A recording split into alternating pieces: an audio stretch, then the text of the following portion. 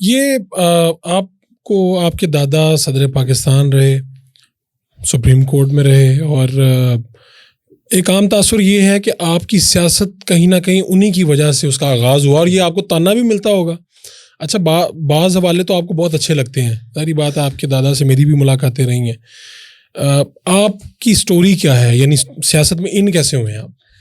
मैं कभी भी होता ना एक दादा का नाम यूज़ करके, बल्कि लोगों को बहुत बाद में पता लगा कि रफ़ीक तारड़ साहब के पोते हैं। मुझे याद है कि असम्बली में एक मरतबा मैंने रोक के आपको कहा कि आप बताएं, आप वो क्लिप मौजूद है, तो लोगों ने आपका वजन बड़ा कम था और मेरे बाल बहुत ज्यादा थे। तो लोगों ने तब मुझे भी फोन करके पूछा कि यार अच्छा ये रफ़ीक तारड़ साहब के पोते हैं। तो लेकिन मैं चाहता हूँ कि पता चले कि स्टार्ट कहाँ से हुई है। हम बेसिकली अल्लाह ताला का बड़ा शुक्र है, दादाजी ने इवन दो लॉ 1951 में किया और सेशन जज भी रहे, chief justice Lahore high court भी रहे, मिडिल क्लास फैमिली से उनका ताल्लुक था और बड़े लकी आदमी थे कि जब वो दुनिया से गए हैं, एक घर उनके नाम था उनकी वफ़ात से 1 साल पहले तक। जौहर टाउन में 1.5 कनाल का एक घर है, आज भी वो डिस्पोज ऑफ कर गए। उन्होंने कहा मैं दुनिया से खाली हाथ जाना चाहता हूँ, मैं कोई दुनियावी चीज़ मेरे नाम ना हो जब मैं इस दुनिया से रुखसत हूँ।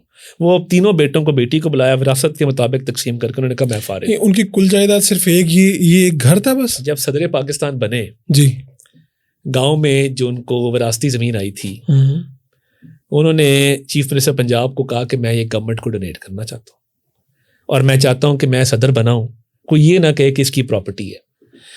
उन्होंने तमाम ज़मीन, आज वो ज़मीन कुछ नहीं तो कोई 50 करोड़ के लगभग उसकी कीमत हो सकता है हो। उन्होंने वो टेफ्टा का इंस्टीट्यूट बना दिया, ट्रेनिंग स्किल्स उसके नाम वो सारा कुछ कर दिया। तो सदर बनते ही सारी ज़मीन डोनेट कर दी थी। अच्छा, उनके पास कुछ नहीं था जब वो सदर पाकिस्तान बने? उन्होंने, वो जौहर टाउन का एक घर था और जिसमें वो रहते थे रिटायरमेंट के बाद, और ये था। तो बतौर जज 1970s में भुट्टो साहब के दौर में एलिवेट होते हैं हाई कोर्ट में, सरदार इकबाल साहब चीफ जस्टिस थे।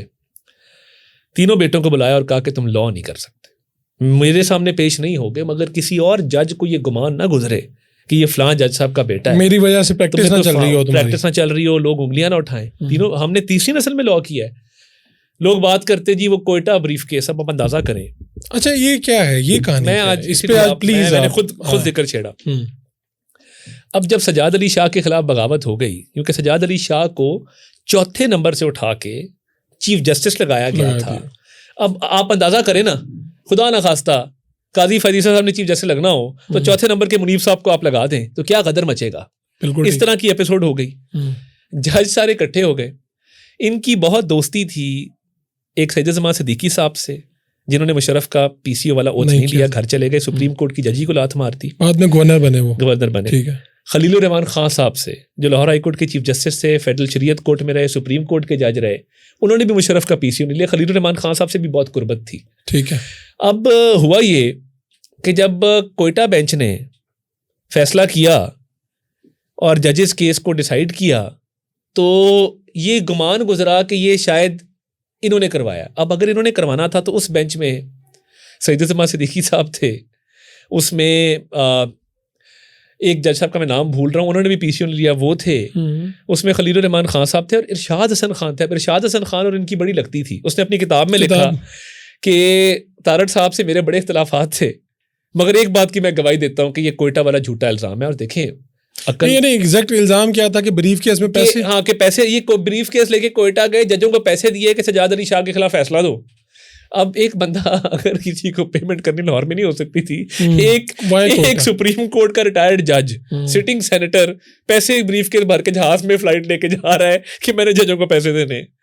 तो वो ऑब्वियसली मुखालफिन थे जिन्होंने ये हवा उड़ाई। मगर मैं अब क्या बताऊं, आज तक वैसे किसी ने इस बात पे तहकीक नहीं की। लोग आज भी पे ये बात करते हैं मुशर्रफ का पीसीओ ना लेने वाले, और जो प्रिंसिपल पे खड़े हो गए कि सीनियरिटी के प्रिंसिपल को इग्नोर किया गया है, वो फैसला आ गया, तो उसमें ब्रीफ केस देने की क्या ज़रूरत थी। और क्या एक एक्स जज ने इमिग्रेशन, अच्छा फिर एयरपोर्ट से गए ना कोयटा और लाहौर से बाय रोड तो नहीं गए, तो फिर स्कैनर के थ्रू पैसे भी वहाँ चेक हुए होंगे एयरपोर्ट पे। FIA ने भी कहा होगा कि जी ठीक है जज साहब ये आप ले जाए पैसे। तो ये बड़ा भोंडा इल्ज़ाम था।